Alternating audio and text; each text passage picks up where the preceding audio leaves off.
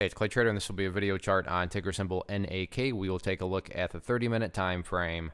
Real quick, what do I mean by 30-minute in case maybe you're new to charts? Instead of each one of these candlesticks here representing 1 day's worth of price action, which is what you would normally see, each one represents 30 minutes. So while this may look like a few weeks worth of time, it's actually just the past few days broken down into 30-minute time slices.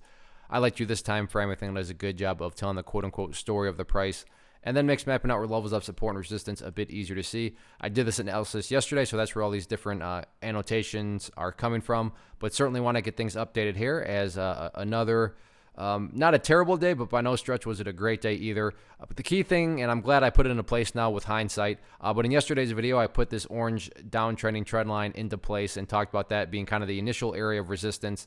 And you can see today, once again, this morning, knocked down the price.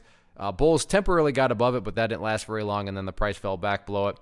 And price approached it right there, but never could quite test it, and then from there, did roll back over. So that orange line does seem to be quite the key level of resistance right now on any sort of bounce. So that's just more so kind of reiteration, and I should probably extend this out just so we can continue to track it. So going forward, orange line is still going to be that initial hurdle as far as our resistance and kind of building momentum is concerned. As far as levels let me take a step back. If the price can get through that orange line, then the next key level is going to be the purple line there, which is the 50-period simple moving average. Now we'll go to levels of support. And the first one to keep an eye on that the price is definitely flirting with is $2.30.